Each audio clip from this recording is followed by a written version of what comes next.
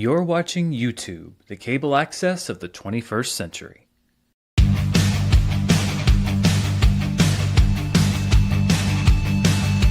It's Wednesday, it's 4 p.m. where I am, and it's time to talk about movies and answer your questions. Welcome to Dan's World.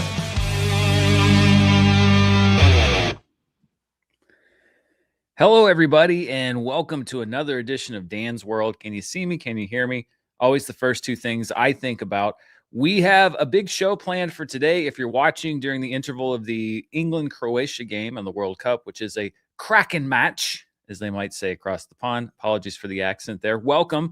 I am not an avid soccer/football watcher, or football everywhere else in the world. But I am an avid World Cup watcher, and I had that on while I was prepping the show. I'm going to go watch the rest of it after the show. So, don't spoil it for me because I want to watch the rest of it. It's a great match so far.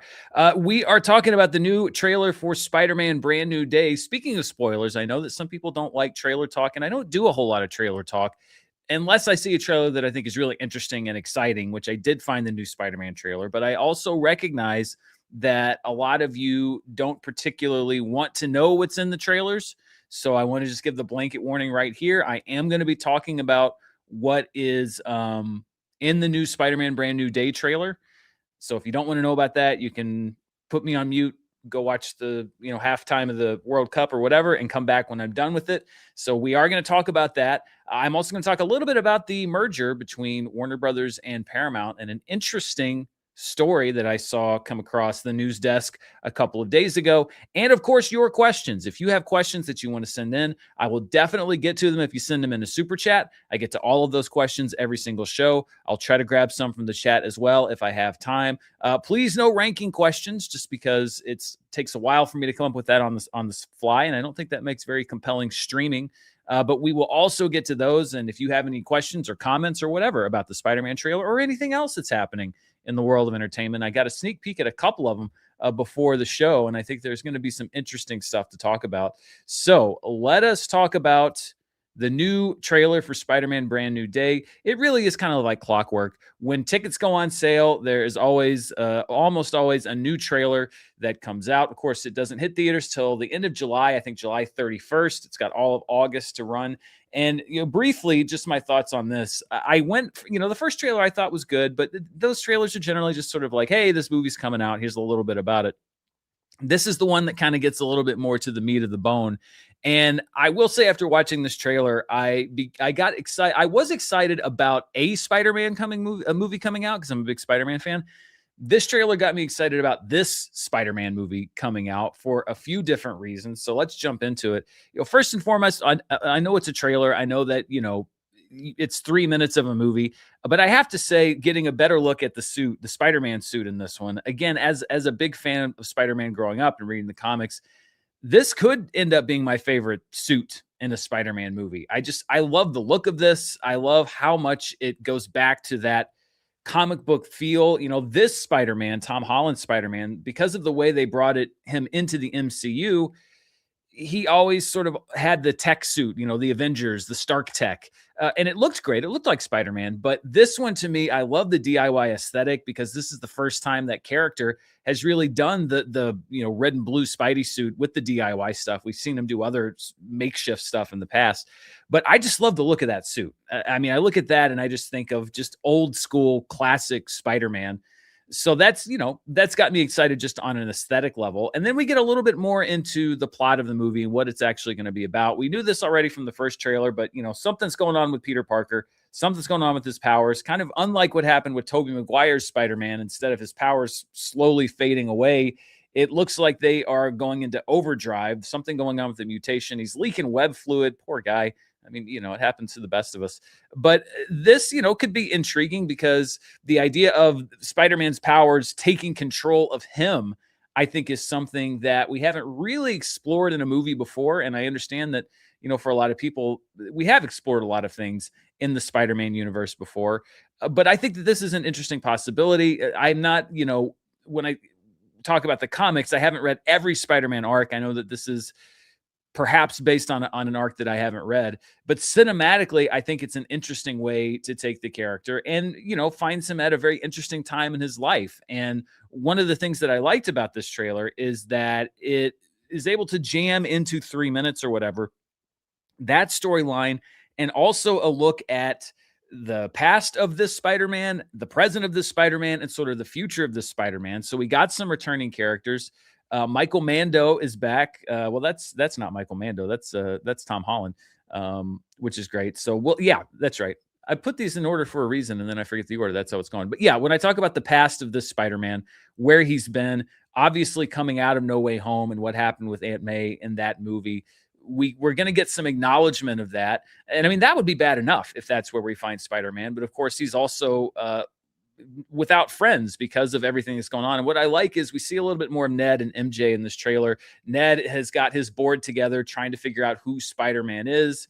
Of course, MJ doesn't remember Peter, but we see a little bit of them reconnecting on a hero, level without him knowing who she is or her knowing who he is. So that I think is going to lead to some interesting things. Also interesting, I think, are going to be the inevitable supercuts of the drama and this scene in the movie where Spider-Man crashes into a wedding. If nobody else does it, I'll do it once both movies are out and able to mash together, because I think that could be some interesting possibilities. Spider-Man crashing MJ's wedding to Robert Pattinson.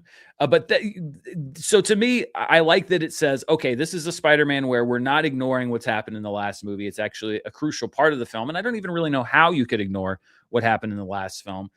But I like that we're devoting some time to telling people that a good chunk of this story is going to be about that. Now we get to Michael Mando. We have some returning characters. Scorpion back. I think Michael Mando had if the trailers are to be believed, he had a near miss with Morbius, but this is actually his first time back since almost 10 years ago when that character was introduced. And it's a very comic accurate kind of thing. It looks like it's going to be a vehicle for Peter to realize that something's going on with his powers.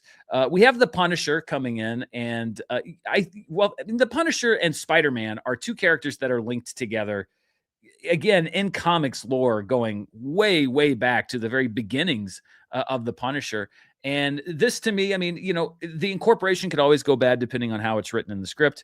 But this, to me, makes sense as far as including a character in a Spider-Man movie. You're not just throwing in a random Marvel character. You're throwing in somebody that does have ties to Spider-Man. Obviously, he's going to have to watch his language in this movie, which the first trailer kind of poked fun at. And then we have a returning Avenger. We've got Mark Ruffalo, who I love Mark Ruffalo as Bruce Banner.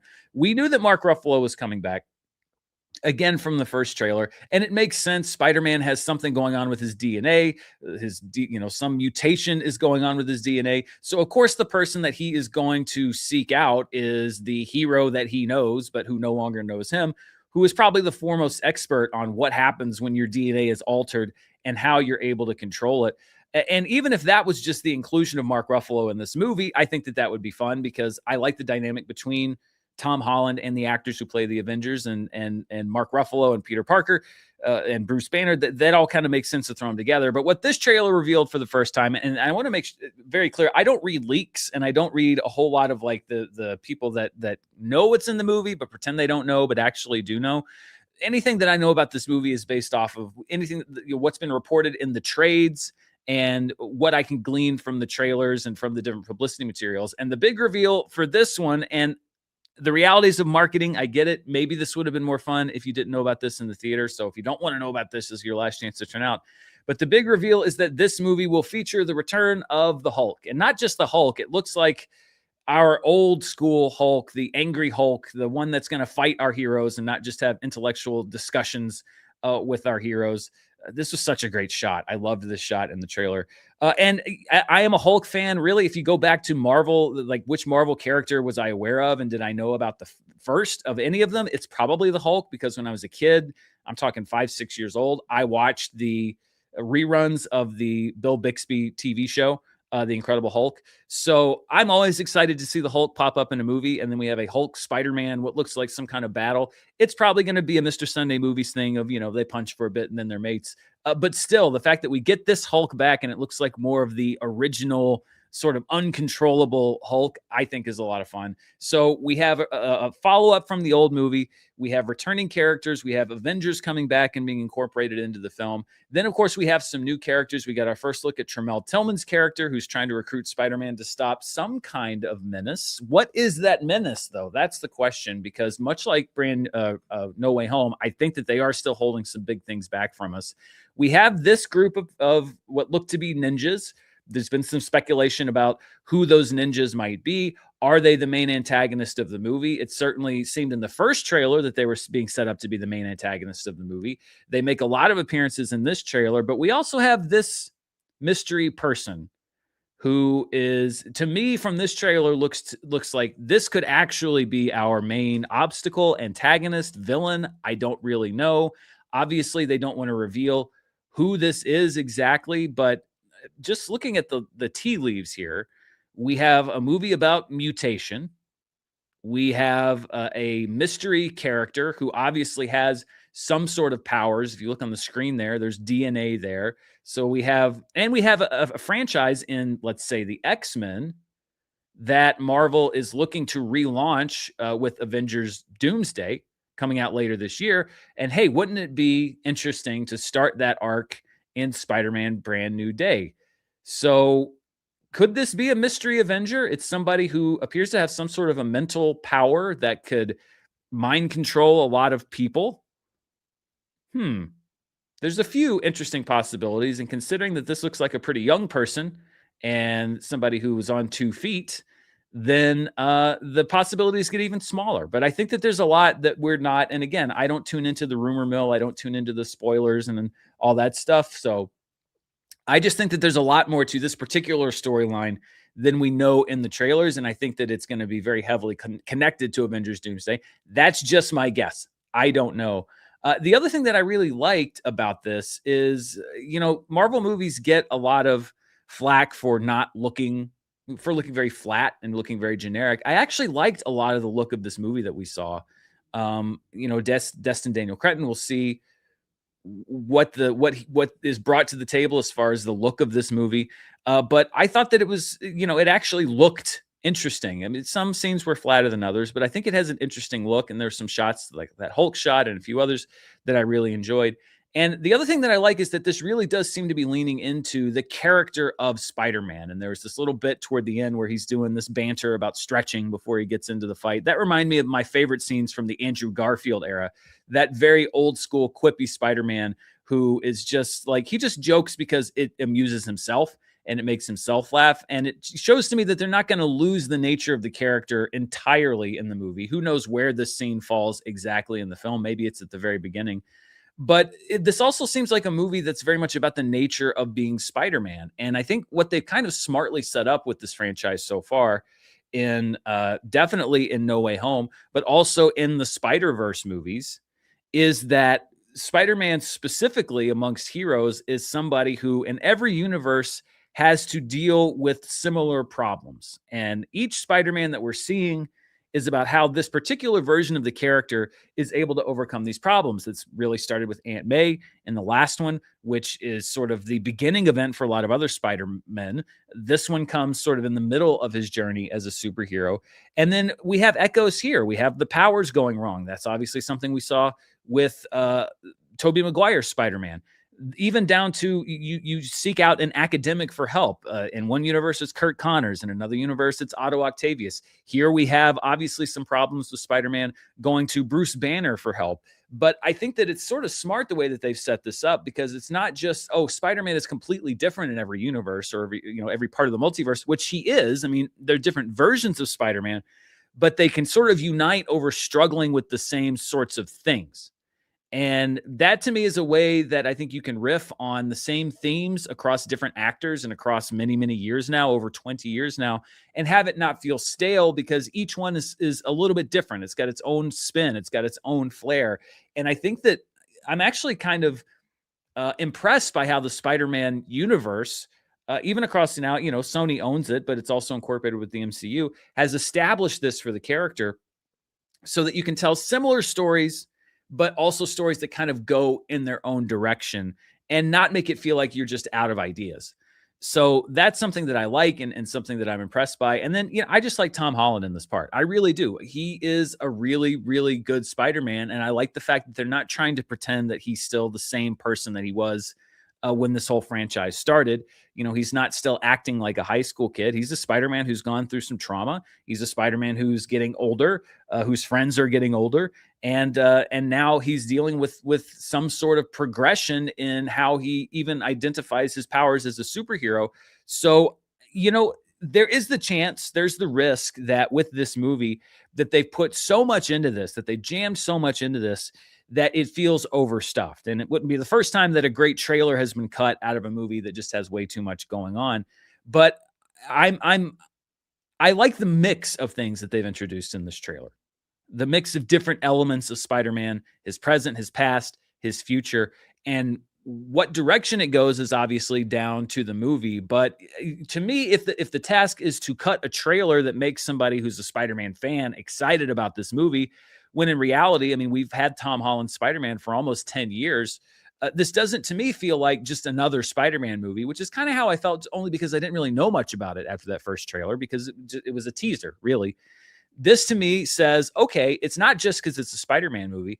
It seems like they're taking this character in some interesting directions, and they're developing his story in some interesting ways. So they are promising to me an interesting Spider-Man movie. Of course, the flip side of that is if you then fail to deliver on that promise, it can maybe sting a little bit more. But I don't know. This really got me excited about the movie, and it's why I wanted to do sort of a trailer breakdown on the show, because most trailers that I see, probably 90% of them I watch and I just go like, okay, yeah, we'll see. It's rare for me to see a trailer that actually kind of makes me intrigued and more excited about a movie, or not excited than I already was. And this to me really actually makes me look forward to seeing this Spider-Man movie, not just a Spider-Man movie. So I hope they can keep it up.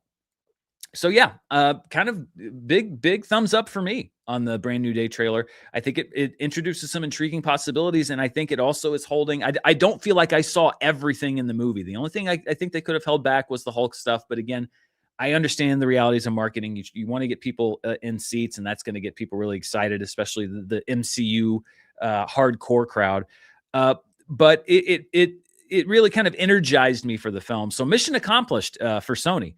For getting this trailer cut. And I'm even more excited about the movie than I already was. But what do you think? If you want to send in your comments or your questions, you can do that below. And we're going to get to your comments and questions maybe a little bit earlier than usual, because it's sort of a light show day. I had been prepping some other stuff, but then I really wanted to go into the Spider-Man trailer when it came out earlier today. The other major thing I wanted to talk about is the ongoing saga of the Paramount Warner Brothers merger, and the fact that it got the official green light from the U.S. Department of Justice last week. So on a federal level, the Department of Justice has approved the merger. They've said that they are not going to challenge it on any sort of antitrust or anything like that. There are still pending actions from the UK. I think Australia gave it the go-ahead. The EU is still reviewing it. And there are several state attorneys general who are looking at potentially filing legal action on a state level. So it is by no means absolutely, yes, rubber stamp going to happen. There's still some hurdles for it to jump over. But this is what was interesting. The U.S. Department of Justice, the leadership at the Department of Justice, gave the merger the green light, but that apparently came as a surprise to many people lower down at the Department of Justice who were working on investigating and deciding whether or not the DOJ should challenge it here in the U.S. on a federal level on antitrust grounds. This was reported by the Wall Street Journal a couple of days ago, and it said that there were several investigators on staff at the Department of Justice who were surprised when the senior leadership announced that the merger had been approved, because they had been leaning towards recommending that the United States challenge the merger based on antitrust grounds. They were considering the possibility that it was anti-competitive. They were apparently still in the middle of making their recommendation. And while they were still working on that part of the case, the senior leadership announced that it had been approved. And as I said, this was reported by the Wall Street Journal, not exactly, I think, what you could define as a liberal rag if you were looking for perhaps a politically motivated side to this. And I think what this only really does is to just underscore the suspicion of many people, and I'm going to be quite frank here, including myself, that there was never really any chance of the federal government here in the United States posing any problems for this merger. David Ellison openly and actually as a tactic when he was trying to sell why Paramount should acquire Warner Brothers, he was openly saying that he was the superior choice to Netflix and other people because it would be easier to get regulatory approval. I mean, that wasn't even an under the table thing. That was a public selling point for him, and now it has turned out to be true. And I don't think that there was ever any chance that the U.S. government was actually going to challenge this because David Ellison and his father, Larry Ellison, are on very good terms with the current administration. I mean, the president's UFC birthday party that happened this past weekend was on Paramount Plus. The thing about this whole deal, and really so many things in Washington right now, is that there are alliances and friendships and certain advantages that people have that maybe in past times, I'm not going to say they didn't exist, but in the past would have been under the table, would not have been out there for all to see. And just the way, the tone, the tenor of how things are done now in Washington, that has kind of gone out the window. And you can openly be an ally of the administration and I think receive openly special consideration. And it's just how things are done. So it did not shock me when the DOJ said that they were going to approve this merger. It was a little surprising to see that report that there were people apparently at the Department of Justice. And this is not to say this would have been the DOJ's final recommendation. If those staffers and lawyers had finished doing the research and recommended that the DOJ oppose the merger on antitrust grounds, that doesn't necessarily indicate that they would have. That's just a recommendation from a legal standpoint. But it was surprising to me that apparently that process wasn't even seen all the way through before the DOJ just said, nope, it's fine.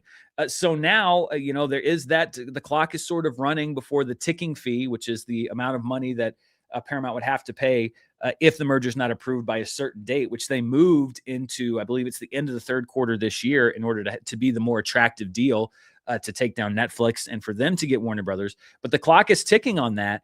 And we'll see what the state attorneys general do. The UK and the EU are also going to be a big part of this because the way their investigations work right now is they are in sort of phase one of an investigation. And at the end of that phase, they can decide, okay, we're going to say it's either fine or we're going to say we need to take a deeper look at this. And that phase can take months, which would seriously put in jeopardy whether this deal is going to be done by the time that ticking fee kicks in.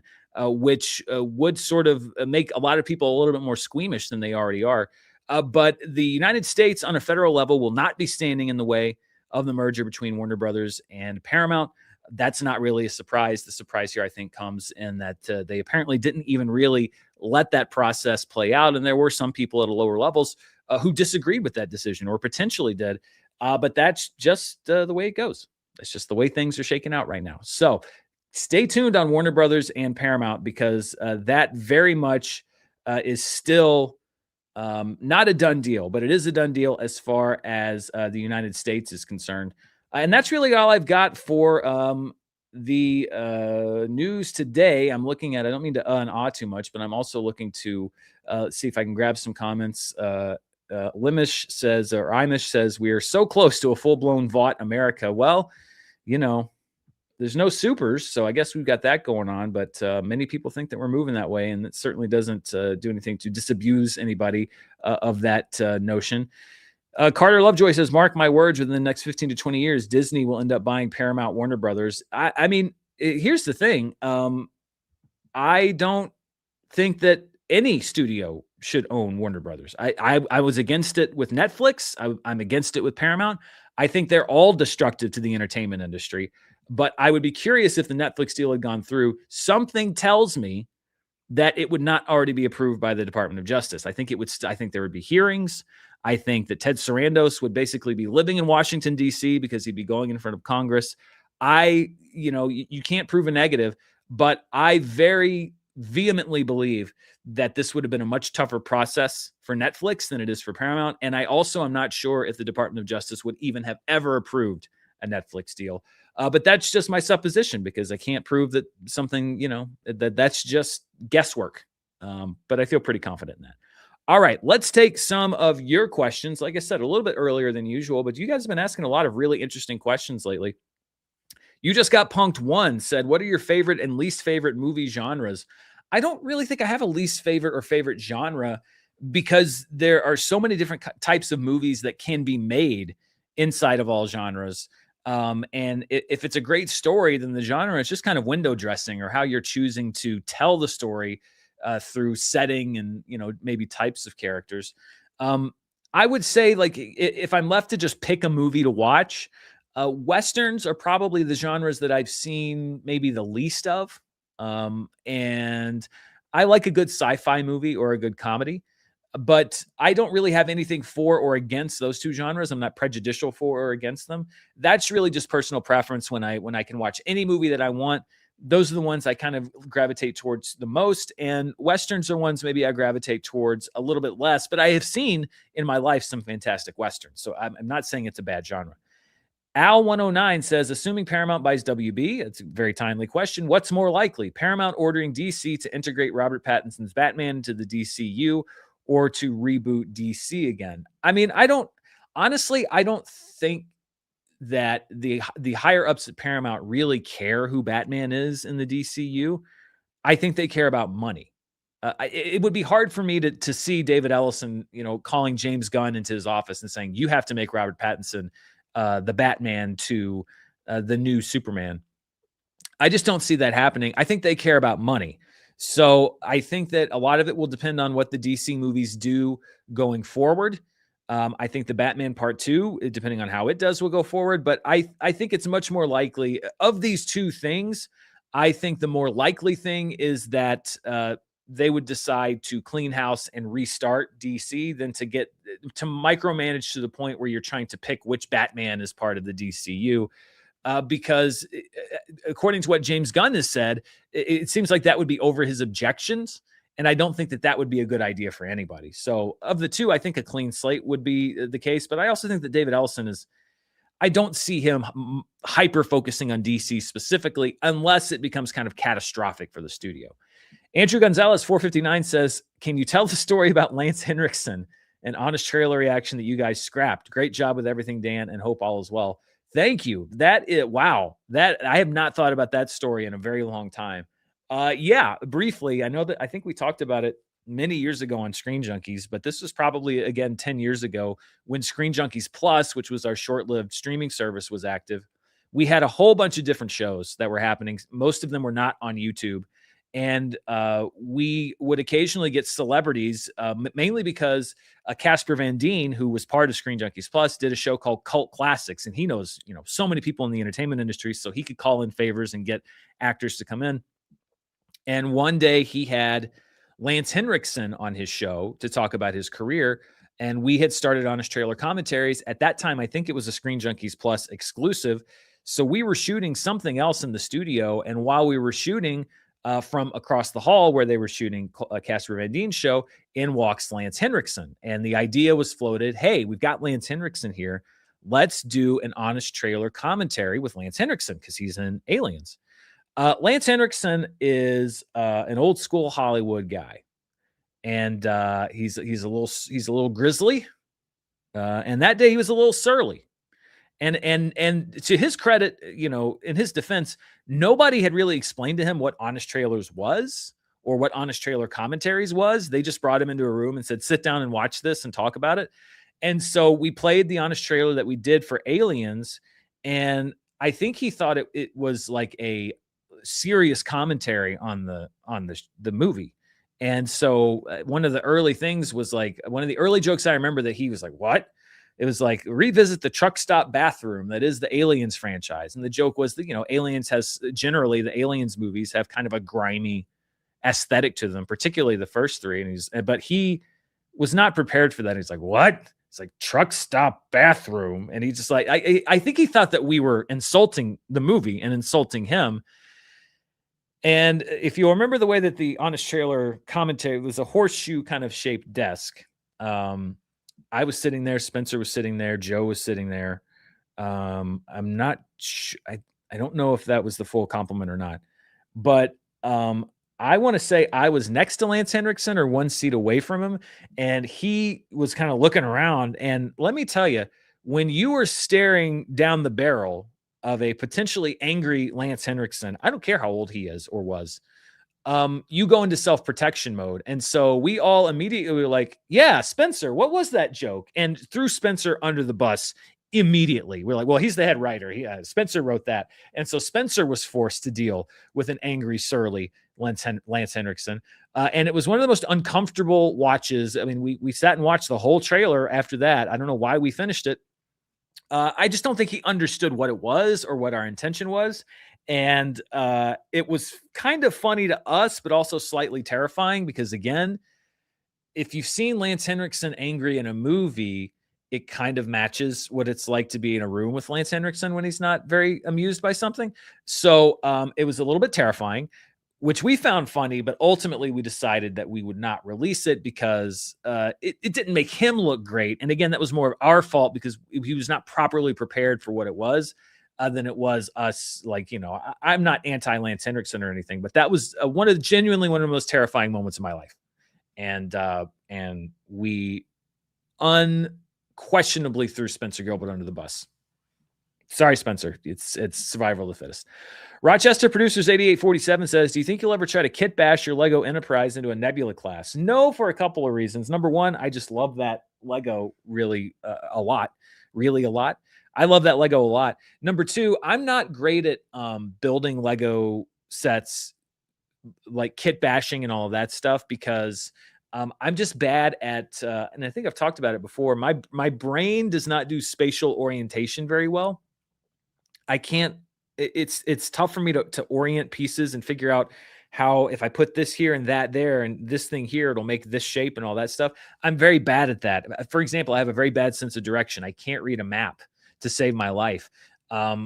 It's just something my brain is not good at. I'm not good at looking at figuring out spatial stuff in my head. So I would be very bad at building Lego sets without the guide, because my brain just doesn't work that way. I have a very linear brain and a very linear way of thinking, and I just can't envision that in my head. So no, I don't think I would. Number one, because I like that Enterprise a lot. Number two, because that's just not really something I'm very skilled at. Freaks.95 says, Knights of Seven Kingdoms review, Hokum review, please. I have seen Knight of the Seven Kingdoms. It took me a while to finish it. Hokum, I did not get a chance to see. And people ask me, I get review requests for just about anything and everything that comes out. It really is just about, what am I doing at the time? How much time do I have? Where am I allocating my time? And by the way, I do take some time for myself from time to time. I try to give myself at least one day a week where I'm not actively working on anything, even if I do still passively work on like something like a chart or something. So I can't review everything, so I'm not going to probably do reviews of those things. But I appreciate that you're curious to hear my thoughts. And usually if I see something I like, it'll make its way into charts or on this show or something. But it's just a matter of there's only so many hours in the day, and I kind of chase the things that I'm most passionate about. And those are a couple things I just, didn't have the time to do. Tim DeRuyter says, hi, Dan. Can you guess at the reason why in December Amazon delights Stargate fans by announcing a continuation of the show, only to slap them in the face a few months later by canceling it? I've read a little bit about this. I'm sure among Stargate fans, this was a massive thing, and I heard that Amazon got a lot of blowback. The answer to it is executive turnover. I believe that there was a turnover at the top of Amazon's at the top of Amazon's scripted television division. And that's what happens when you bring in a new set of executives. They generally don't want to do anything that the old executives did, because if a new executive comes in and takes over a project that an old executive gave the green light to and it's successful, they view it as a weakness because the old executive will get the credit, and they're worried that somebody will say, well, why'd you bring in this new person when this old executive greenlit it and it did really well? So why did you need to replace them? They want to succeed on their ideas, not somebody else's ideas. I read that they canceled it because they thought that it would not appeal to more than the existing fan base of Stargate. But okay, like that's weird to me. It's like the idea of just like, well, we're not going to make the show because we think it's only going to make fans of the show really happy. I get that you want to make something that appeals to a broader fan base, but at the same time, if you're budgeting the show properly, and if it's written in such a way, like, I don't know, it really seemed to me like finding a justification for canceling another executive's project. But corporate is really the answer. Amazon just had a changeover, and every time there's a changeover, there are changes in priorities. We saw that at Screen Junkies when we were first acquired by, at that time, Wikia. They said, well, you are a premium video team, so you're going to make all of these sort of premium fandom based videos. If you remember the Twilight documentary, where Roth went up to Forks, I think, and did a whole thing on Twilight fandom, was one of those. The Galaxy Quest documentary that we did, they gave us the money to finish that, and that actually got put out in theaters. And I still see clips from the Galaxy Quest documentary, which had been started years before, but they gave us the ability to finish it, and also to be able to bring in some higher profile, that we had the cast interviews, but to bring in people to talk about Galaxy Quest, the people like Damon Lindelof that sort of rounded it out. But that was what we were going to do. And we were very happy about that, because it was kind of a dream thing. Like, we're making these sort of big, ambitious things with money that we never had before. And then there was a corporate changeover, and that all became different. They said, well, no, you're our premium video team, and you're going to help us make advertisements and video content for the wiki pages, because that was the corporate priority at the time. It's unfortunately the way that things go when there's executive turnover. Is they usually come in with their own set of priorities, and it's usually because somebody deemed that the other way wasn't working. So unfortunately, the Stargate show was a victim of corporate turnover. And I feel bad for the fans, because they did seem very happy. Carter Ross says, hated Disclosure Day. Gee, I can't get away from this discourse even on a non-Disclosure Day video. Hated Disclosure Day, a dated script full of holes. Everyone but Blunt Grace seems 2D fake cartoonish. If we had the same movie but directed by Senior Spielbergo, the reception would be different. I mean, it's weird.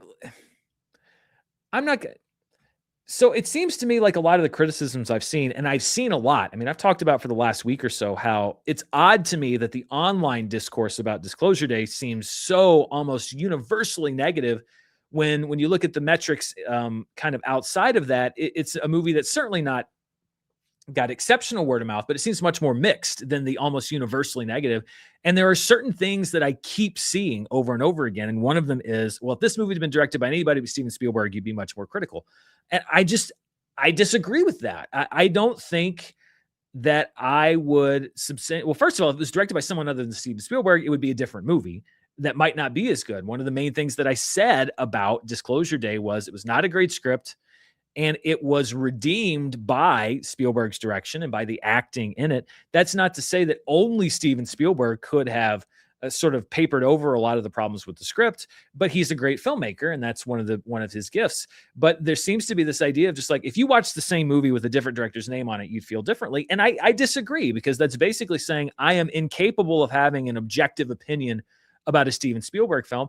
And that's just not true. I mean, The Fabelmans, if looking at me as a Steven Spielberg super fan, The Fabelmans should have been a movie, if I was not capable of being objective, that I loved, because it's based on his life and it's so personal to him, and it left me kind of cold. I thought it was okay, but it wasn't one of my favorite movies of the year. And there are lots of Steven Spielberg movies that I haven't liked, Kingdom of the Crystal Skull being one of them. I'm not huge on The Lost World.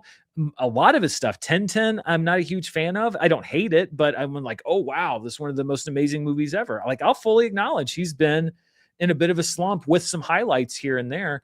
So this idea, and I think it's used to sort of discount, you see this a lot of people say like, well, all the positive stuff doesn't count because you're a blind Steven Spielberg fan. And it sort of is a way to discredit anybody who thinks differently and thinks positively by saying like, well, that's tainted though. No, it's just that some people like the movie and a lot of people didn't like the movie. But I hate this thing of trying to discredit people who think differently by saying that they are in some way tainted. They're paid off, like they say with critics, or that there's a reason they can't be objective about a movie, instead of just saying, hey, you think differently. I have not tried to discount anyone who thinks negatively about Disclosure Day at all. The only thing that I've said is that I do see some of the same things pop up over and over and over and over again. So it seems like there is um, a set talking point. Not that anyone's taking their orders, but it seems like there are a few things that people have just decided to sort of lock onto. And I also said that I think that maybe that the victim was, or that the movie was a victim of expectation. But I have yet to say that anybody who thought that the movie was that was bad was wrong, because that's not how it works. But there does seem to be with this movie particularly, and that's the thing that confuses me. Why this movie? Is just so there's just this very vehement effort to convince people that it was not just mediocre, but bad, terrible, awful. And I don't, there's so many other movies that it's like, why not that movie? I just don't understand it. So no, I don't agree that the reception would be different if it was a different director, but also if it was a different director, it wouldn't be the same movie. And maybe it would be received differently because it was a filmmaker that didn't bring to it what Spielberg brings to a movie. So, my opinion. Sorry. Little Dan rant there. Wells 009 says, I haven't seen Disclosure Day yet, which meant I didn't watch your spoiler review. This broke my Dan Murrell viewing streak, bringing shame upon my family for generations. How do I recover from this? You did. It's fine. I appreciate it. I understand, especially with spoiler reviews. People are going to watch as they're able. Don't feel obligated to watch every single one of my videos. I love it. It's great. But don't beat yourself up over it. No shame. You're shame free. I absolve you of any shame that you might feel. Not that I have that kind of power. I just want to make it very clear. It's a funny thing to do. I absolve you of any sort of shame that you might feel. It's perfectly okay. And thank you for watching here on the channel. Svenus97 says, rest in peace, DeVay Chase. Yeah, I saw that story earlier today. That was very sad. She was in a lot of great stuff. I mean, The Ring, obviously, but I was reading one of the articles and I'd forgotten that she was in Big Love. And was really good in Big Love, along with Harry. I think she played the wife of Harry Dean Stanton in the show. And man, was she good on that show. It's always sad to hear those stories. Rest in peace. Absolutely. Dylan Fitzsimons 2278 says, favorite movie fights episode. I don't know if I could pick one that's my favorite. People have asked me that a lot over the years. I think I always say it was the live movie fights one with Kevin Smith and Elijah Wood, because that was a lot of fun, even though that was my biggest fail ever on an argument standpoint with the whole trying for the will thing. But that was a lot of fun. But it's really hard for me to pick just one. The whole show was so much fun to do. And then, of course, I remember the Stuckman Gilbert fight with Chris and Spencer was a lot of fun as well, because I fought myself out of a corner on that fight. The Smasher Review says, have you seen The Furious yet? Highly recommend. It's Taken meets The Raid, and it's the best nonstop action movie since John Wick Chapter 4. I'm going to try to see it either today or tomorrow, because I'm not confident it's going to be in theaters for that long. I'm actually going to check and see and make sure it's still going to be in theaters here this weekend, because movies come and go very quickly here. But I am going to make an effort to see it in theaters, not just because I want to see it, but also because I'm trying to catch up on as many movies as I can before the end of the month, because I'm going to do my best movies of the year so far, and I want to see as many movies as I can. I watched Good Luck, Have Fun, Don't Die last night and really enjoyed it. Many people have asked me if I saw that movie. I did finally watch it last night. I don't know if it'll make the top 10. I've got to watch everything and make that determination, but I will say I really liked it. So I do try to catch them up on things as I can. Dylan Fitzsimons 2278 says, thoughts on celebrities talking politics. They're more than welcome to. I think that they have to understand on any side of the debate that there are now, because it is such a politically fraught time, there are going to be consequences as far as people in the public who agree or disagree with the issue that you're talking about. That could cost you on a certain level as far as popularity or social media followers. But I don't think that celebrities should be obligated to talk about politics. I don't think that they should feel like they are forced to talk about politics if they don't choose to. But I also am not in the camp of saying that celebrities should never talk about politics. I think that oftentimes a celebrity has a platform and feels that they are obligated or just want to use that platform to advocate for something that they are passionate about. Mark Ruffalo, just in the trailer that we saw, is one of those people. He has many causes, environmentalism, Gaza, so many other things that he's passionate about and that he feels like he should use his platform to advocate for. I don't have a problem with that. What I do have a problem with is when, is this idea that they should not feel the consequence of that in any way, because there are going to be consequences, and I think that people have a right to react to what you say in any way that they can. I think where it gets a little bit muddy is when it starts having professional consequences, as we've seen in a few different cases over the past several years, Melissa Barrera being one of the most recent. That's where it gets thorny, because then it becomes about money and contracts and retribution beyond just people disagreeing with you. And that's where I think you can have a much deeper discussion on the issue.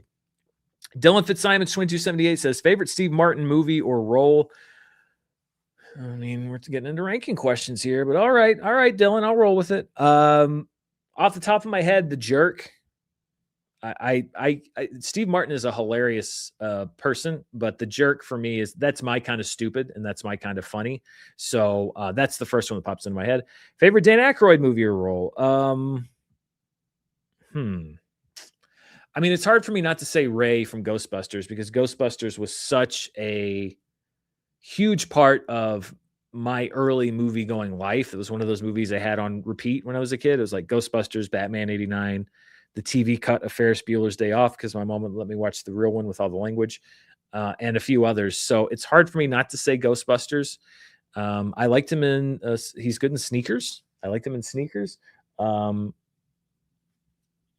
mean, Dan Aykroyd's one of those actors I'm always happy to see pop up. He's not in a lot of stuff anymore.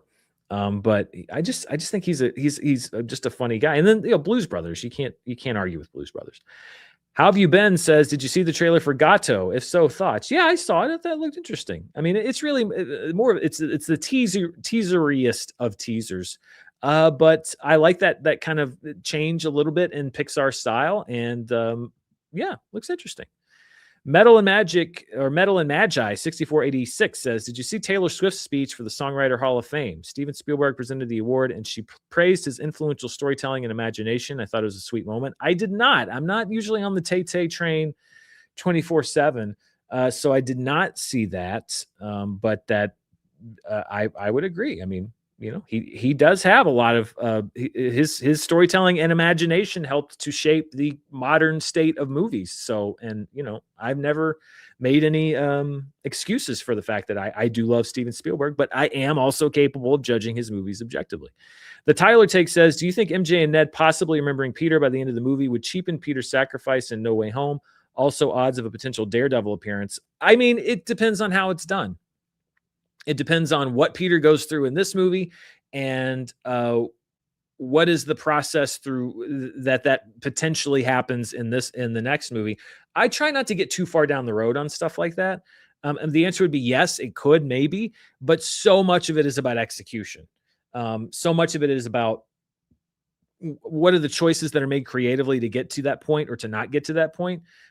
So I try not to go too far down that path, because at a certain point, you're just spending your time on speculation, and I don't like to speculate too much. The trailer, I did a little bit of it, but really more than anything, I'm just excited to see what it is. I'm not so much about the speculation, and that's one of the reasons why I don't do trailer reactions a whole lot, is that I don't want to sit there and endlessly speculate on what something might or might not be, because number one, it's really not that productive until the movie comes out. And number two, I don't want to get myself in a headspace where I'm setting myself up for something that was maybe never realistic to begin with, or I get angry about something that never came to pass. I'd much rather just wait and see what the movie does. Jack Bauer 1350 says, after the Infinity Saga ended, I slowly lost interest in the MCU. 3 previous Spider-Man, the multiverse story was really cool. The upcoming could be a very cool entry. However, I think it will be difficult to outdo that. Yeah, I mean, I love Spider-Man No Way Home. Unabashedly, I think it's a great movie. And that's another thing that I try not to do as a fan. If I really loved a movie and I thought it was amazing, I try not to go into the next one with the mentality of it has to be better than that, because it's just very difficult to do. As long as it's enjoyable, I'm not going to say, well, I was really good, but it wasn't as great as that amazing movie that they made last time. Would it be great if they were all that amazing? Yes, it would be.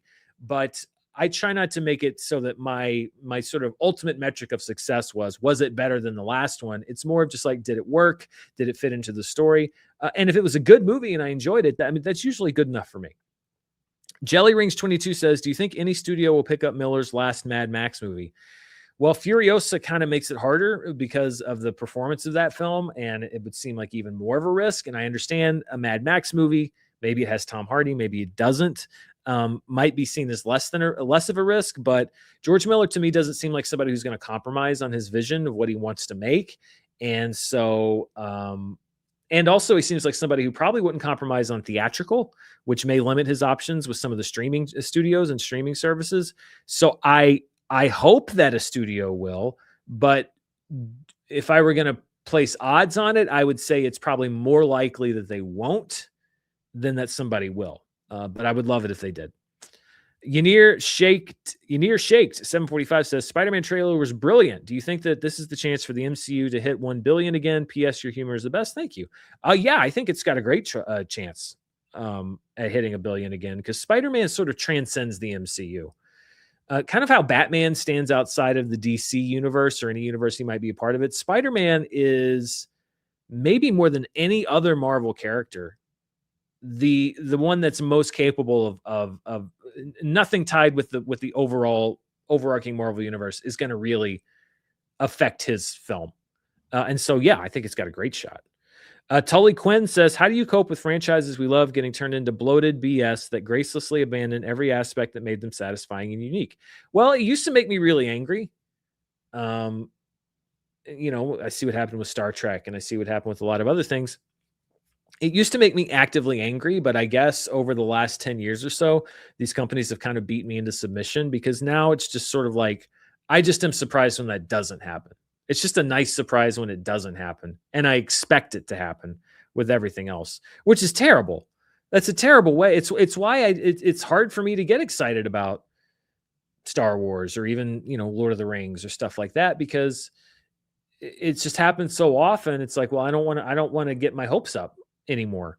So, which is just a great place to leave your fandom. Really, just a great place for them to be so disappointed or underwhelmed so regularly that they just stop getting excited and are surprised when it's good. That's a really great place to have fans of your properties. But every studio has done it just about with almost every property. So, yeah, it used to make me angry and a lot more sad than it does. And now I just kind of expect that to be the norm.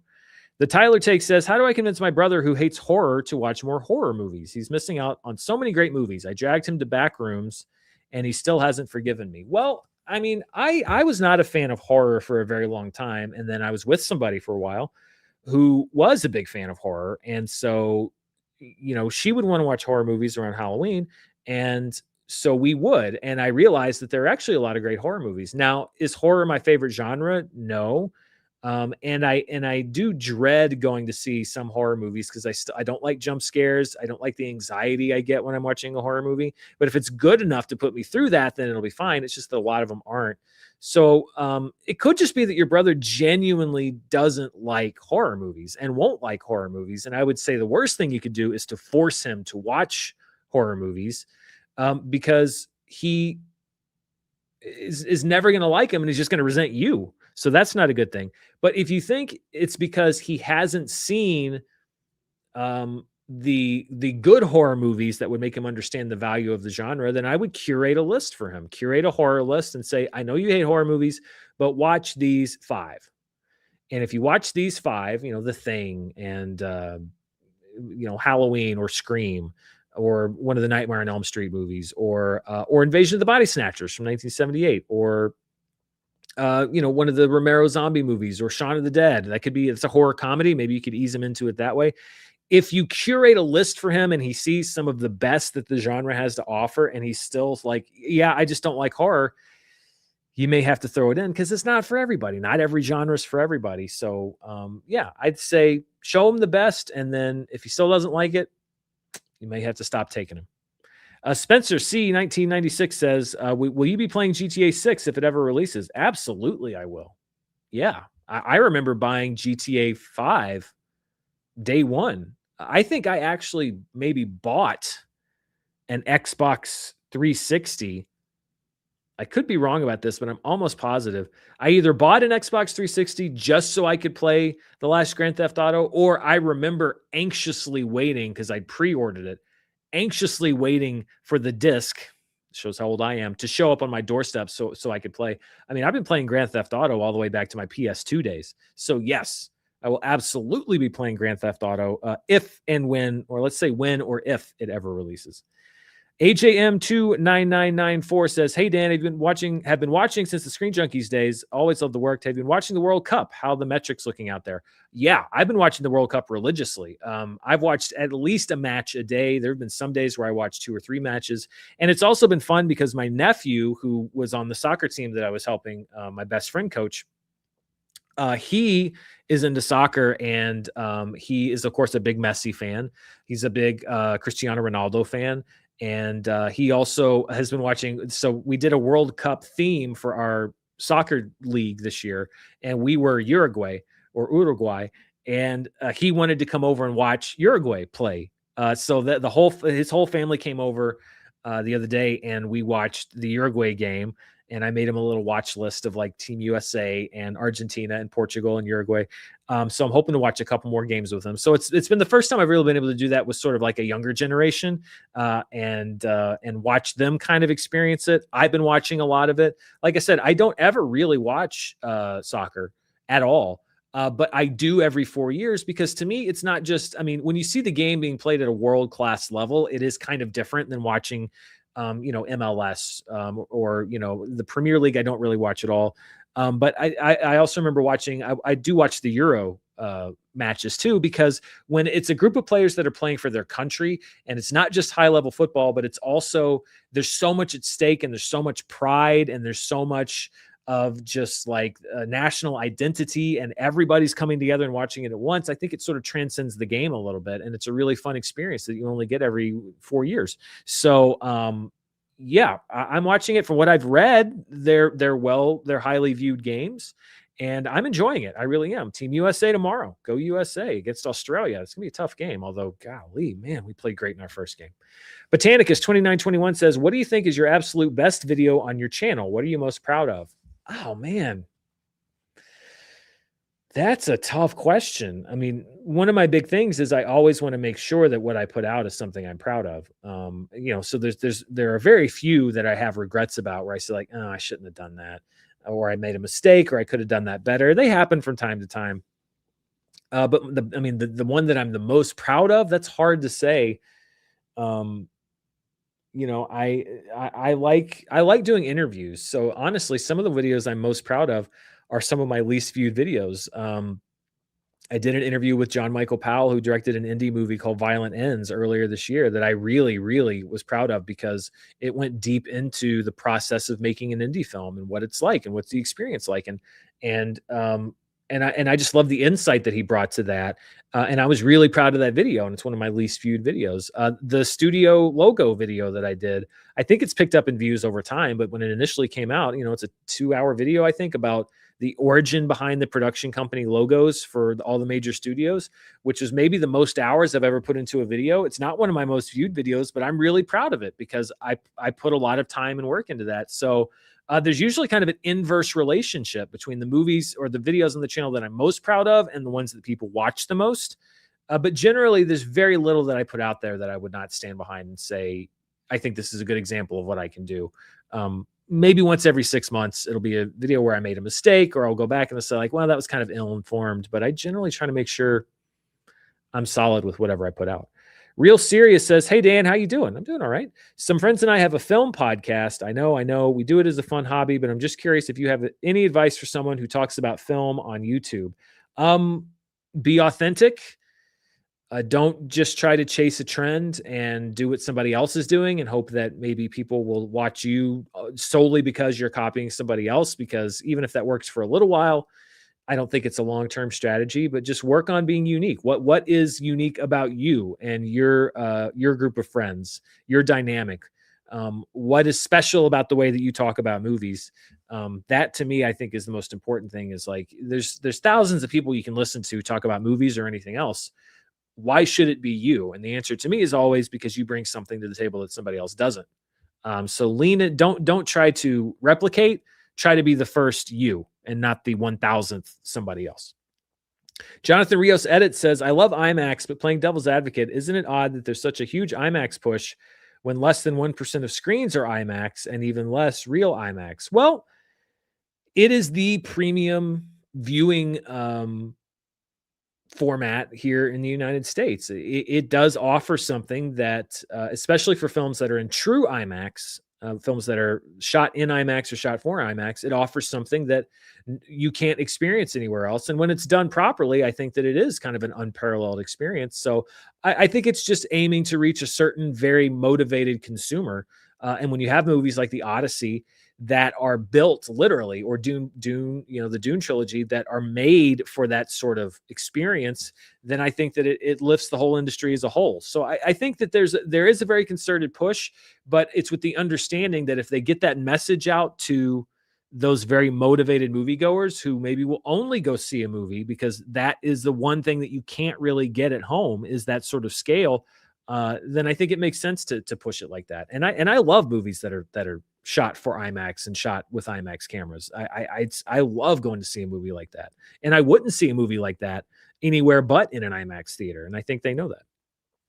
Black Bag V says, Dan, will we ever see a sequel to Rescue 32? If it doesn't get made soon, it'll have to be a legacy sequel at this point. God, this is a deep cut. Rescue 32 is a show I did for Channel 101 15 years ago. I mean, that is deep. No.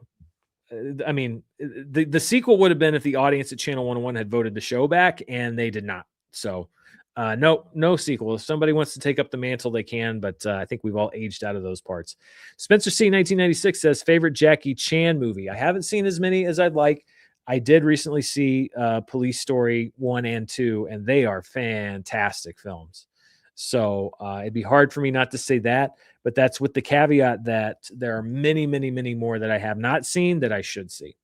Black Bag V says, how long till we see the blatant programming production ramifications of the Paramount WB merger? I imagine it'll be a slow rollout over the next decade. I wouldn't say necessarily a slow rollout over the next decade. I mean, I think we're seeing a little bit of it now, but it would actually, I think that they're going to, if this gets approved, I think we're going to see some pretty drastic changes pretty quickly. Not like they're going to cancel the DCU tomorrow, but I think we're going to see a change in studio priorities, the types of movies that are being made, what are being greenlit. So I think it really should only take 1 to 2 years to see the full results, because that's when the development cycle will sort of reset. Kind of what we saw when David Zaslav took over Warner Brothers. The changes we saw were immediate, as far as movies that weren't getting releases, movies that were canceled. I think that we're going to see something similar at Paramount, and I think within 5 years we're going to know what the new normal is. But I think it's really only going to take 1 to 2 years with some immediate effects. Damian Fenton says, hi, Dan. What are the biggest factors that would cause you to rank a Bond film near the bottom of the series? Well, I mean, I have done a Bond ranking that I'll get out one of these days. I think that it's really kind of any other movie. I think that the bad Bond movies, and there are only, I'd say, a handful of James Bond movies that are truly bad. There are some that are fine, but they are the ones that have terrible acting, terrible writing. One thing that I think is specific to the James Bond series that pushes it down in the rankings for me is Die Another Day. This was a particular problem, is when the stunts are done non-practically and they look fake, because I think the best thing about the Bond movies is still, in many cases, is how tactile they are and how they do actual practical huge scale stunts and explosions and stuff like that. And Die Another Day really got pushed down pretty low for me because there was so much CG and digital effects with the stunts. It's like, that's not James Bond. Then he's just any other character. So I think that anything that sort of kind of strays away from what I think the franchise does well, that's going to put it in the bottom for me. And then just there's some Roger Moore movies with just atrocious writing. When they treat Bond too much of a joke, which I understand that there's always humor in a Bond movie, but there are some that try to be just straight out comedies and do like movie parodies. That to me also pushes it down for me. Tully Quinn says, I hope you get to finish Digital Circus. If you haven't, it's an incredible creative endeavor by Gooseworks that isn't getting the critical credit it's due. Yeah. Digital Circus was interesting because I was gonna go see it when it came out in theaters, and I was watching it, and I liked it all right, but it just wasn't really grabbing me. It's not that I didn't like it, but it wasn't like grabbing me. And I gave it, I think, I gave it a little bit. And then I kind of read some of the discourse going on with what was happening between the fans of the show and even some of the creatives involved with the show.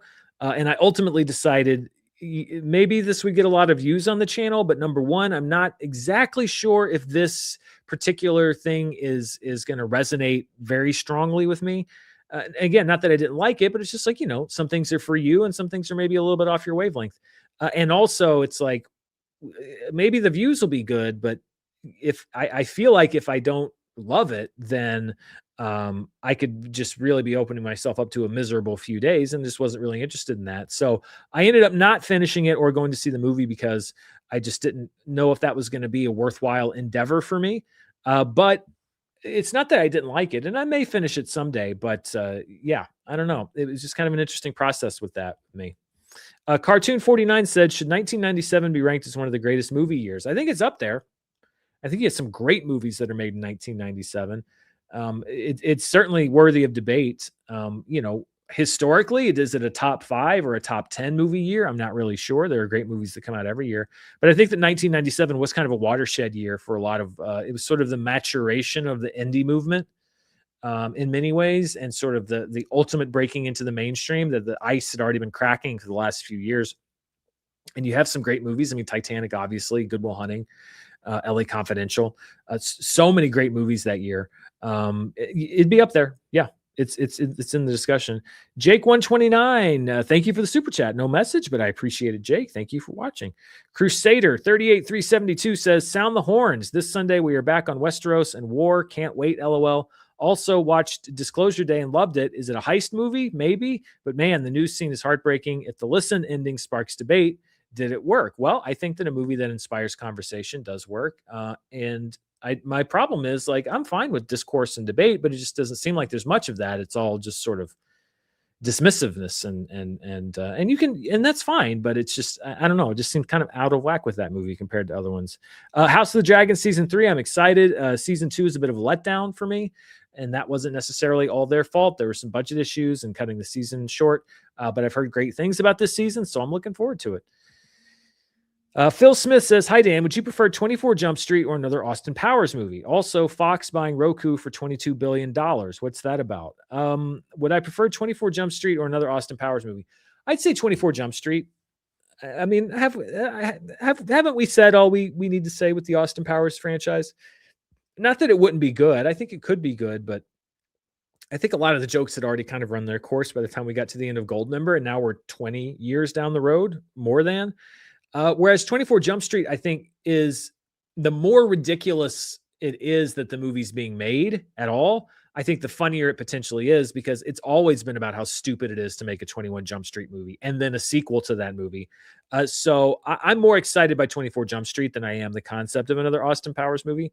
Fox buying Roku for $22 billion. What's that about? It's endless corporate mergers. They obviously saw some service, some value in the company that they think would increase their bottom line. So I don't get it either, but hey, that's what they want to do. Sure. And nothing is going to be independently owned in 10 years anyway. Peyton Frank 6047 says, "Just got on here, so sorry if this is a repeated question. Any theories as to what the post-credit scene to Brand New Day will be? My guess is more doom." I have no idea. I mean, that to me kind of goes into the speculation thing. And I think that that's worked against some Marvel movies specifically in the past, Doctor Strange and the Multiverse of Madness being one of them. Not that I thought it was a great movie, but I think that people had built up in their heads so much about what they thought it was going to be and how they thought it was going to connect to other movies, that when it didn't have those connections that never existed, but that people expected, then the reaction was even more negative. So I'm trying not to put any expectations on Brand New Days as far as, I have theories, as I was saying, about the villain and how it might connect, but I'm not expecting the movie to have that. I'm not going to be disappointed if that theory doesn't turn out to be true. And similarly, I don't want to go into it expecting, oh, there's going to be Dr. Doom cameo, or I'm just going to be watching the movie and seeing how it ties in. Yeah, I don't know. I just try not to look that far down the road. Sealy Booth 1489 says, "Hey Dan, I finished the Lego Jaws set over the weekend. Great build. It took me the length of Jaws, Jaws 2, and your video on why I love Jaws. I decided to watch that instead of starting Jaws 3D. Well, I think you made a wise choice. But that's actually pretty good time because it is. I'm looking at the set right there. It's on my shelf. That's actually pretty good. So I'm glad that you put it together. I think it was a fun build. I should probably put it back on the set at some point. I try to cycle things out, but I've done a very bad job in the last few months. But I'm glad you liked it. It was a fun build for me too. Theodore Jones 25 says, "Hey Dan, love your work. Don't want to start a fire, but movie drama was the worst to deal with. But what movie drama was the worst to deal with online? Batman v Superman, Ghostbusters 2016, or The Last Jedi?" Well, you just said that's like the Beetlejuice of getting angry people to show up when you say those things in a row. And did any of them leave a lasting impact on the movie discourse? Well, here's what I'll say. Of the 3 movie dramas that you mentioned here, 3 of them are what I would say were discourses, and one of them is still ongoing, which would be The Last Jedi. I think that they all left a lasting impact in some way, but The Last Jedi is the movie discourse that wouldn't die. And I think that has inspired people to sort of hold on to things for a lot longer than they might. I will say for me, the most disturbing was Ghostbusters 2016.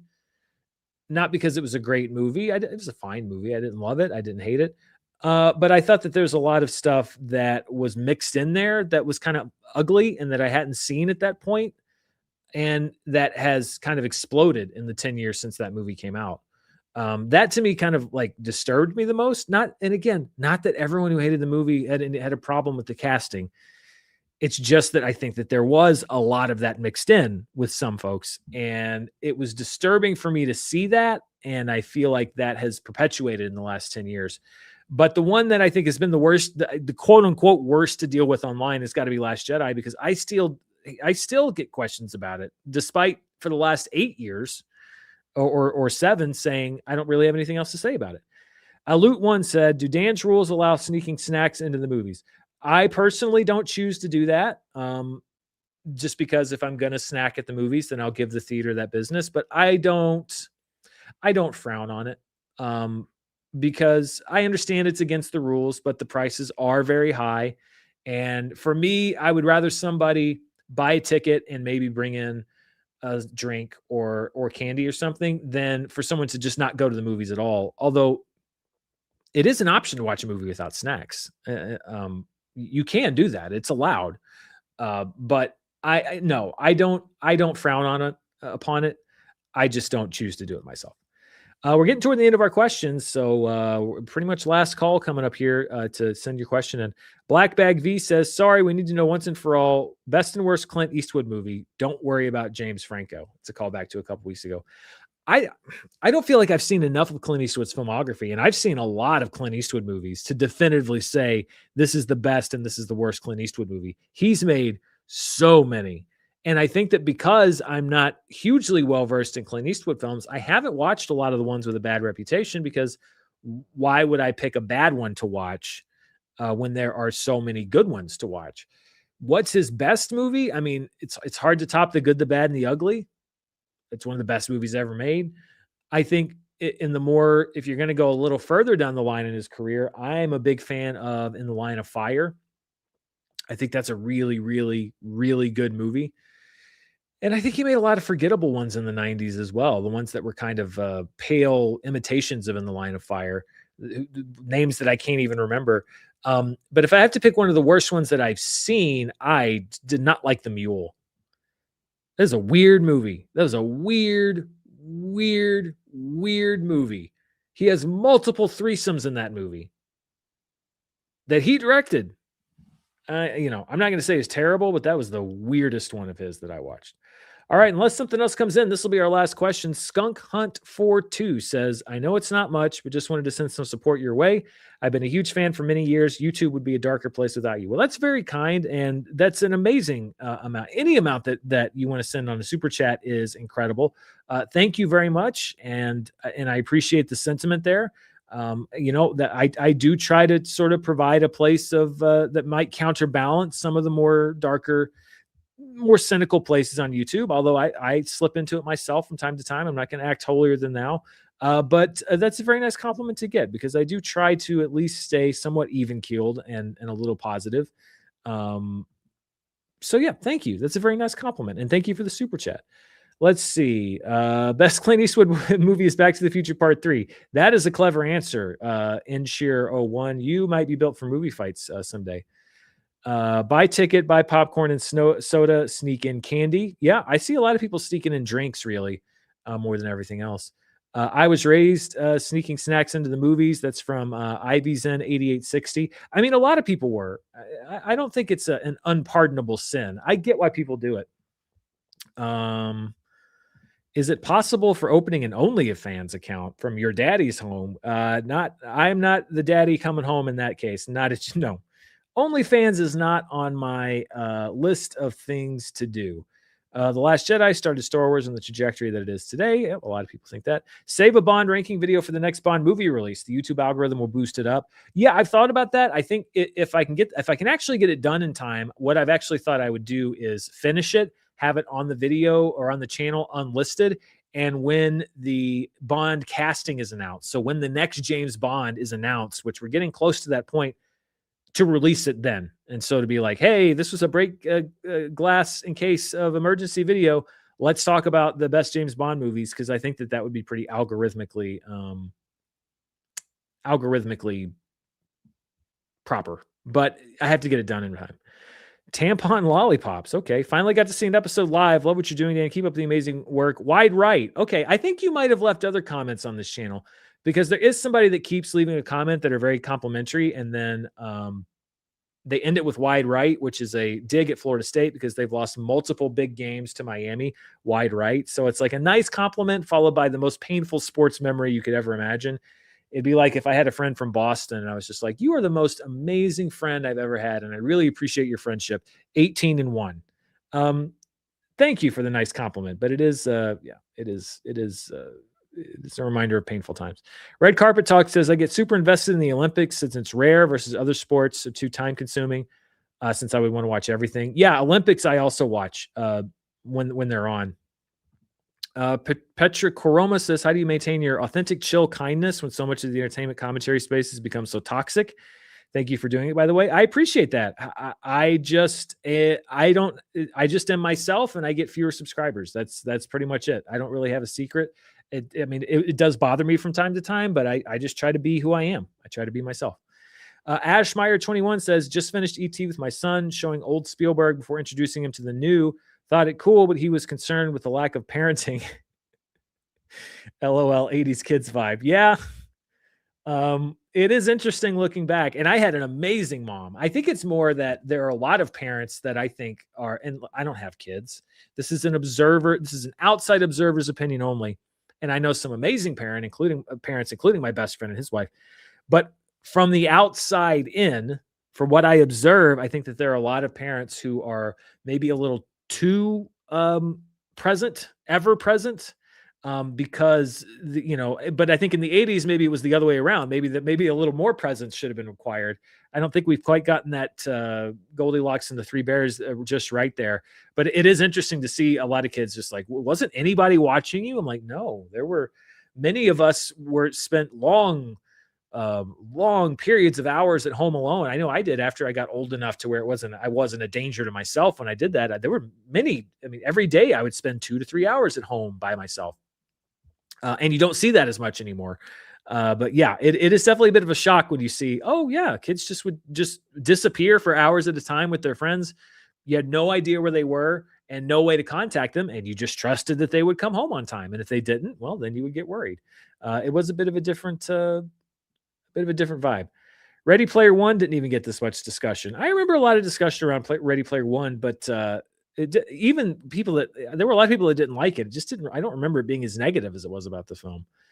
Amazon thinks it won't attract any new fans with the passing of time. If you don't grow a fan base, it will only shrink. Regarding Stargate. Yeah, I guess it's just, but to me, it's like if they were going to make that decision, it would have been made before they greenlit the series. I think that I'm not saying that's not true, but I'm saying that I believe that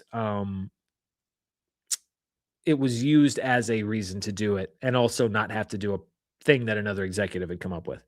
Paul Hodges says you could do a speedrun review of multiple movies at once for a video or live stream. Sounds like an interesting idea. I think I did that a couple times toward the beginning of the channel, and I remember that people didn't really seem to respond to it that much. But it's not even just necessarily making a video. It's like, especially movies in theaters, like that's a half of a work day basically between the time you spend going to the theater, watching the movie, coming home. If you're going to do a review, even if it's with other movies, you're still writing up your thoughts. I mean, that's a half of work day. And especially in the summer where I'm consistently spending one entire day a week on the road. Supergirl is going to be a day and a half because it's 5 hours away. So it's going to be 5 hours to see the movie, drive back part of the way. But doing a 5 hour, trip both ways, 10 hours round trip, closer to 11 once get gas and everything. And adding a movie in the middle of that is really difficult to do in one day. Maybe when I was in my 20s, but in my 40s, that's difficult to do. So I usually even stop somewhere a little bit on the way home and spend the night and then come home. So, I mean, that's a day and a half gone, and I haven't made a thing. I have yet to write a thing or record a thing or upload a thing, because that's just how it works. When you're a regional critic, you just have to go where the movies are. So in the summer, even more so, I was on the road last week, an entire day for Disclosure Day. The week before that, it was going to Dallas to see Masters of the Universe. And the week before that, it was going to see, I forget, another movie. And I've got Supergirl. And then in July, I've got several. So the summer especially is tougher because I also spend a lot of time not even producing anything, just the time it takes me to go see the different movies. Westerns as a standalone genre is kind of a relic of the past. Yeah, we're getting there. You don't see as many, although what's old is new again. Let's see. Let's see if I can grab one more before we go. Oliver Jovanovich Z5N says, Dan, have you seen Mike Judge's prophetic documentary Idiocracy from the mid 2000s? Thoughts? I have seen Idiocracy. It's like it and Network retroactively seem like two of the most prescient movies of all time. Not only have I seen Idiocracy, but a good friend of mine, Mike McCafferty, is in Idiocracy. He plays the general, I think, who puts him on ice. Really funny dude, Mike McCafferty, and little small part in that role. Or a small part in that movie that I think was one of the funniest movies ever made. Okay, looks like a few more super chats came in. I'll answer them before I leave, and then we will end the show. Let's see. Where did I leave off here? Mercurio Funk said, hey, Dan, are you going to review The Furious? Also, have you seen films like them, such as The Raid movies and The Night Comes for Us? I talked about this earlier in the show, but I don't know if I'm going to review it, but I'm definitely going to see it. And if it's one of my favorite movies of the year, then it will be included in that video. I don't know if it'll be a standalone review. The Raid movies, yeah. I mean, I think one of my early movie fights arguments that I was most popular for was arguing that The Raid 2 was, I think, the best part 2 of all time. I love the Raid movies, and I've talked about it on the show a lot. I haven't seen The Night Comes for Us, but I know it was kind of similar. Jason Nelson 5251 says, what caused you to go to FSU when you have Fayetteville? Fayetteville didn't have a film school, number one. Number two, I was this is not bragging, but I mean, I did pretty well academically in college, and I was able to attain, and this is a measure of test taking intelligence, but I was a National Merit Scholar. And U of A, University of Arkansas, offered very little in the way of scholarships, even for National Merit Scholars, even for in-state National Merit Scholars. They offered basically no scholarships to keep us in state. And Florida State said, you can come here for free. So I took that deal. Now, I'm sure they probably, the cost of college education has absolutely skyrocketed in the past 25 years. So I don't know if Florida State gives that scholarship out anymore, because it would be worth much, much more now than it was back then. But when you're trying to decide where to go to college, and there's one that's going to cost thousands of dollars per year, and you're probably going to go into student loan debt, and you have another option that does have a film school that you like and also has a media production program and is a really beautiful campus, and that says that you can have a 4-year education here on scholarship, it's kind of an easy shot. If U of A, if Fayetteville had the same kind of scholarship and said, we're going to work to keep these Arkansas students in state, I would have thought about it, because a lot of my friends went there. But I didn't even really consider it because it just wasn't competitive to, it just was do I want to come out of college with thousands or tens of thousands of dollars in debt, or do I want to be able to go to a university and not come out of college with any debt? That was an easy decision to make. Paris Century says, "Hi Dan, I'll be in Arkansas next month for Moulin Rouge. Any recommendations?" Well, I don't know exactly where you'll be in Arkansas. It is a big state, believe it or not. Not big compared to other states, but depending on what part of Arkansas you're going to be in. If you're in Little Rock, then there's a lot of really cool things that you can check out. I mean, you could check out the River Market, which is a great thing, and check out the River Market in Little Rock and North Little Rock across the river, which is where I'm from. There's lots of great restaurants and bars and stuff like that. And there's usually like Vino's or one of the other live music venues. Little Rock's actually a pretty good music town. You can find a band or a comedy show or something like that. If you're in Northwest Arkansas, then there are so many, crystal bridges and parks and stuff and that you can visit, or where you can take a day and just be out in nature, hiking, bike trails, stuff like that. It depends on what part of the state you're in. But it's a great state. And if you're near Hot Springs, that's its own little thing. I don't know how many days you'll be here, but if you're up in Northwest Arkansas, you could take a little bit trip to Eureka Springs and go out to the lake, and it's a gorgeous state with a lot of stuff to do. Daishi Nomori just sent in a super chat. Thank you so much. And then this will be the last question of the day. It's from Owen Rom 2157. Chances Denis is finally nominated next year with Dune 3. I don't know. I mean, part of me is like, if they weren't going to nominate him for the first two, then, is this just a makeup nomination at this point? Plus, it depends on the quality of the movie. The movie has to be, I think, as good as the first two for him to have a shot. And it depends on how so many other movies turn out. The Academy had two chances in years where he put out two great Dune movies and in Best Director races where I think that he could claim a deserved spot in that 5. And they did not give him the nomination either year. So part of me is like, if they didn't do it those 2 years, why would they do it this year? I know sometimes they do makeup nominations, but if right now, today, I wouldn't put my money on it. Maybe we'll get to the end of the year and it'll be sort of a weaker crop of director candidates, but it's almost like, well, just don't even bother at this point. Unless if Dune 3 is a phenomenal movie, better than the first two, then yeah, sure. But so were the other two. So what would change now that he would get nominated and when he wasn't before? It's insane to me that he wasn't nominated for either movie. Either one. That's nuts, especially because both movies were so well received. But hey, that's the Academy for you. All right. That is all for this week. That's all the questions that we've gotten. I don't believe, nothing else has come in. Thank you to everybody who sent in a question. Thank you to everybody who tuned into my thoughts on Spider-Man, and to everybody who took a little break from the World Cup to watch this little show that I do. Stay tuned right here. Toy Story 5 did not screen in any markets near me, but I will have my review up either later tomorrow afternoon, early evening, or on Friday morning. It just depends on what time I get out of my screening, how long it takes me to get my review done and uploaded and all that stuff. But it will be out Thursday night, Friday morning. And also I'll be checking out a bunch of other stuff and catching up on movies for my best of 2026 so far video. That'll be out in a couple weeks. And I've always got my ear to the ground when it comes to news and stuff like that. So you never know what's going to pop up on the channel. But thanks to everybody who watched, sent in a question.